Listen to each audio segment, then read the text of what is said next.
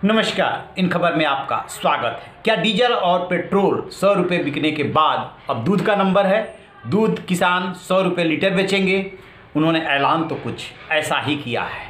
दरअसल जिस तरीके से डीजल की कीमतें बढ़ रही है, किसान इसको भी लेकर के नाराज है।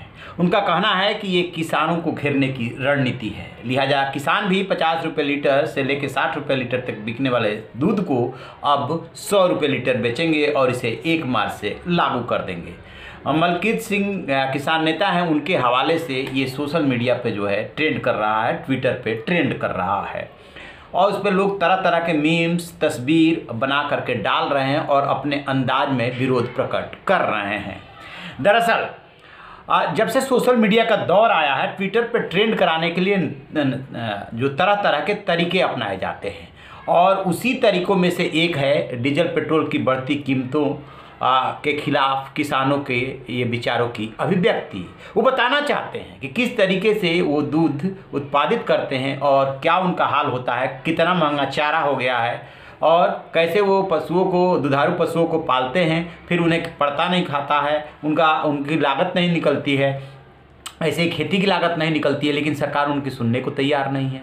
इतने दिनों से, 90 दिनों से अधिक दिनों से वो बैठे हुए हैं बॉर्डर पे, कोई पूछ नहीं रहा है। बातचीत हुई, बातचीत बीच में टूट गई, अब सरकार सुनने को तैयार नहीं है और डीजल पेट्रोल का रेट बढ़ाया जा रही है। उसके विभागीय मंत्री धर्मेंद्र प्रधान से जब पूछा जाता है तो वो इसको मौसम से जोड़ देते हैं। ये नहीं बताते हैं कि 33 रुपया जो है आप उस पर एक्साइज ले रहे हैं, राज्य सरकारें 20 से 23 रुपये तक उस पर वैट ले रही है, यानी टैक्स पर टैक्स, टैक्स पे टैक्स। आप इसको जीएसटी में ले आ चुके हैं, जीएसटी अधिकतम 28% है, लेकिन जीएसटी इस पे क्यों नहीं लागू कर रहे हैं? जहां आपको अधिक से अधिक कमाई होती है, लगभग 3.5 लाख करोड़ की कमाई इससे होने जा रही है इस टैक्स से, तो सरकार उसको छोड़ना नहीं चाहती है। कह रही है कि चूंकि हमारी अर्थव्यवस्था खराब हुई है कोरोना की वजह से, इसलिए किसानों के जेब से, नौजवानों के जेब से, मध्यम वर्ग के जेब से निकालो जाओ। वो ऐसे दुधारू पशु हो गए हैं कि उनका पैसा कभी खत्म ही नहीं होगा। आपने देखा होगा पिछले दिनों कि कैसे लोग डीजल पेट्रोल भरवा रहे हैं और कह रहे हैं कि EMI इसका बना दो पेट्रोल पंप वाले से। उस तरह के भी वीडियो चल रहे हैं, लेकिन सरकार के कानों पे जू नहीं रेंग रहा। सरकार सुनने को ही तैयार नहीं करे, कभी इसके लिए तैयार रही है। इसका